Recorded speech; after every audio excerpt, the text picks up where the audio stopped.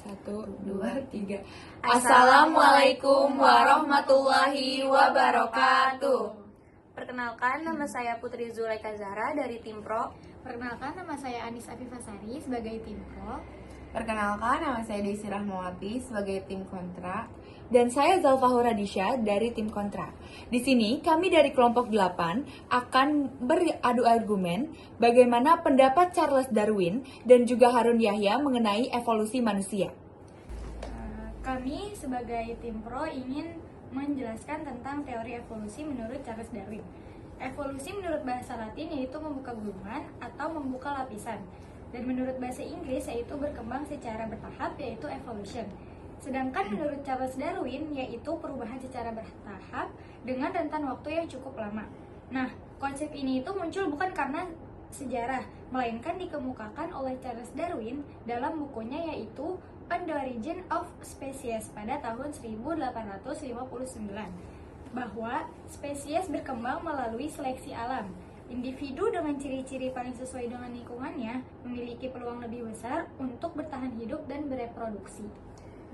Di sini saya akan menambahkan teori evolusi dari rekan saya. Dalam buku The Descent of Man pada tahun 1871, Darwin menguraikan hubungan evolusi antara manusia dan kera. Memiliki nenek moyang yang sama bukan berarti nenek moyang manusia adalah kera. Instruksi, kami dari tim kontra ingin menjelaskan. Namun, menurut Harun Yahya, teori evolusi Darwin tidak ilmiah dan bertentangan dengan Al-Quran. Harun Yahya berpendapat bahwa makhluk hidup tidak berevolusi, melainkan diciptakan oleh Tuhan. Oke, di sini saya akan menambahkan argumen dari rekan saya, yaitu poin dari teori yang dikemukakan oleh Harun Yahya. Yang pertama, jenis makhluk hidup tidak bisa berubah. Yang kedua, setiap jenis makhluk hidup tidak berkerabat satu dengan yang lainnya. Yang ketiga, seleksi alam tidak menghasilkan spesies baru. Yang keempat, mutasi tidak meningkatkan kelestarian makhluk hidup. Yang kelima, fosil tidak menunjukkan bentuk transisional. Dan yang keenam, abiogenesis tidak mungkin terjadi. Dan yang ketujuh, kerumitan dan kesempurnaan tubuh makhluk hidup tidak terjadi karena kebetulan. Sedangkan di sini Darwin mulai melakukan penelitian terhadap fosil-fosil yang telah ditemukan itu bersama geologiwan atau orang yang ahli dalam bidang bebatuan dan paleontologiwan atau ilmuwan yang ahli dalam bidang fosil. Nah, dari penelitian itu ditemukan fosil manusia yang berkisar berusia 55 juta tahun, yaitu Hyracotherium. Nah, dengan ditemukannya fosil-fosil itu, maka dapat dikatakan bahwa pada masa sebelum Charles Darwin sudah ada banyak makhluk hidup yang menjalani kehidupannya di lingkungan tersebut. Interupsi, di sini saya izin menyanggah pendapat tim pro. Namun mengapa paleontologi sebagai salah satu bukti langsungnya ada evolusi, makhluk hidup telah dianggap sebagai bukti yang justru meruntuhkan teori evolusi? Penemuan-penemuan fosil tidak menunjukkan adanya bentuk transisi, dan ini berarti bahwa penemuan fosil tersebut telah membuktikan bahwa kehidupan di bumi muncul sudah dalam bentuk yang lengkap, sebagaimana munculnya beraneka ragam spesies dalam ledakan Kambrium. Paleontologi mendukung teori evolusi karena menunjukkan bahwa organisme modern berasal dari nenek moyang yang sama. Paleontologi menunjukkan bahwa jenis organisme yang ada di masa lalu lebih sedikit, dan organisme tersebut mungkin kurang kompleks. Instruksi, lapisan Kambrium dianggap oleh Harun Yahya sebagai lapisan bumi yang tertua tempat fosil-fosil makhluk hidup ditemukan.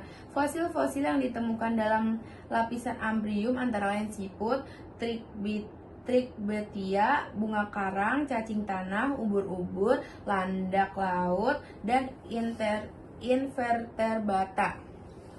Oke, di sini saya izin menyanggah rekan saya. Munculnya spesies makhluk hidup secara tiba-tiba pada masa Kambrian merupakan fakta penciptaan yang menunjukkan bahwa makhluk hidup tercipta sebagaimana bentuknya masing-masing tanpa melalui evolusi. Interupsi, di sini saya izin menambahkan pendapat dari rekan saya. Jadi munculnya spesies makhluk hidup secara tiba-tiba pada masa Kambrian merupakan fakta penciptaan yang menunjukkan bahwa makhluk hidup tercipta sebagaimana bentuk masing-masing tanpa melalui evolusi. Jadi, bagaimana menurut Anda?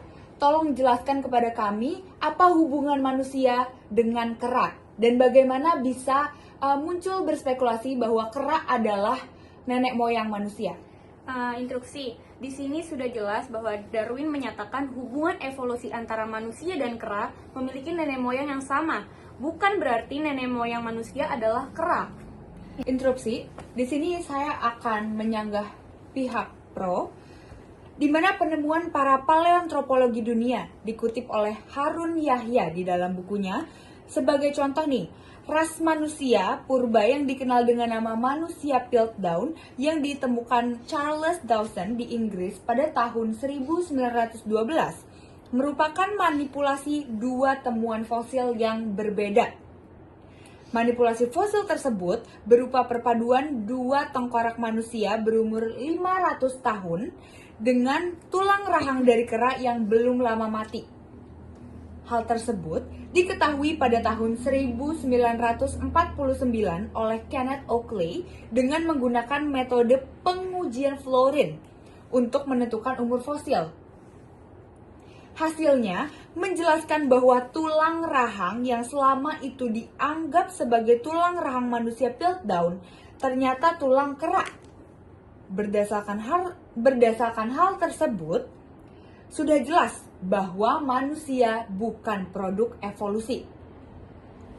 Dengan adanya fakta dan pengujian yang sangat jelas, sudah ditetapkan bahwa teori Charles Darwin sangat tidak logis.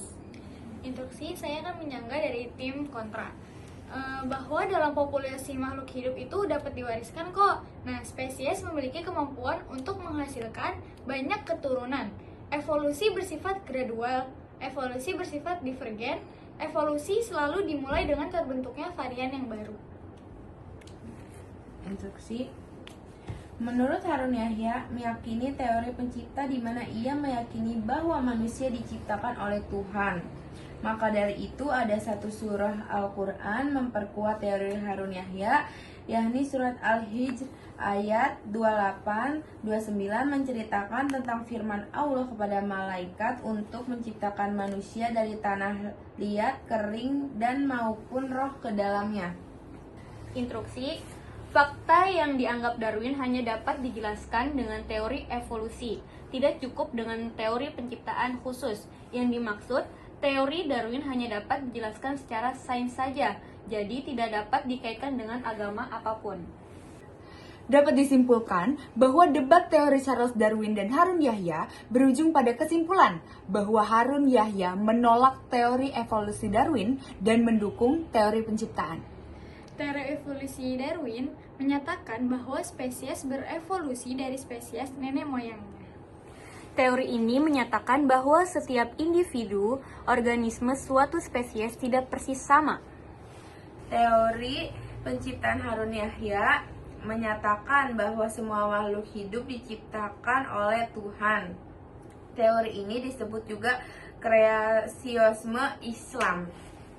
Sekian dari kami. Wassalamualaikum warahmatullahi wabarakatuh.